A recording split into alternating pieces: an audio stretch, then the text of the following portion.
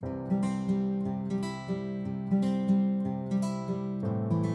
zasneženom lese, kde sa vločky tížko ukladali na konáre stromov ako mäkká perina, kráčal osamelý medvedík Beno.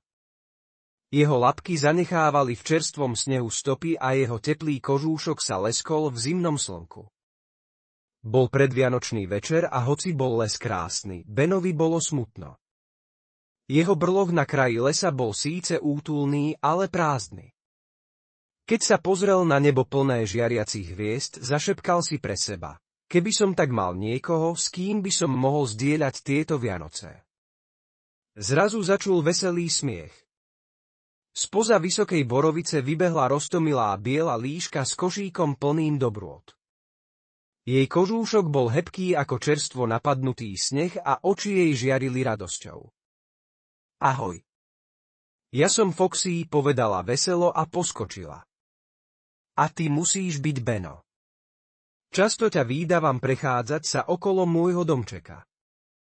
Prečo si taký smutný? Beno sa trochu hanbil, ale nakoniec povedal: nemám nikoho, s kým by som oslávil Vianoce. To nie je možné, zvolala Foxy a jej chvostík sa zatrepal od rozhorčenia. Vianoce sú predsa na to, aby sme ich trávili spolu.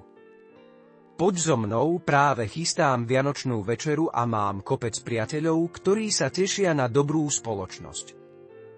Foxyn domček bol tým najútulnejším miestom, aké kedy Beno videl.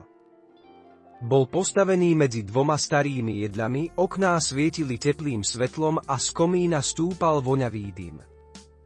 Vnútri už čakali ostatní. Malý zajačik Zipko, ktorý vedel najlepšie skákať po celom lese, veverička Rózy, ktorá piekla tie najchutnejšie orieškové koláče, a dobrosrdečný jazvec Jojo, ktorý vždy vedel, kde rastú najsladšie lesné plody. Na stole voňali medové koláčiky, sušené jablčka a horúci bylinkový čajík s medom. Všetci sa smiali, rozprávali príbehy a delili sa o dobroty. Vonku sneženie zosilnelo, ale v domčeku bolo príjemne teplo od piecky, v ktorej praskalo drevo. Toto sú tie najkrajšie Vianoce, povedal šťastne Beno, keď si dával druhý kúsok rózneho koláča. A vieš prečo? Spýtala sa Foxy s úsmevom. Pretože nie je dôležité, koľko darčekov máme pod stromčekom. Dôležité je, že sme spolu a môžeme sa tešiť jeden z druhého. A odteraz už nikdy nebudeš sám, máš predsa nás. Beno sa pozrel na svojich nových priateľov a jeho srdce sa naplnilo radosťou.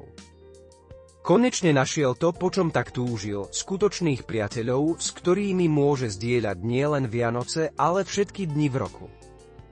A tak v malom domčeku uprostred zasneženého lesa našiel osamelý medvedík to najkrajšie vianočné prekvapenie. Novú rodinku, ktorá ho prijala medzi seba s otvoreným srdcom. A to bol dnešný príbeh. Ak sa vám páčil, nezabudnite dať like a prihlásiť sa na odber. Stlačte aj zvonček, aby ste boli vždy medzi prvými, ktorí si vypočujú ďalšie dobrodružstvá. Teším sa na vás v ďalšom príbehu.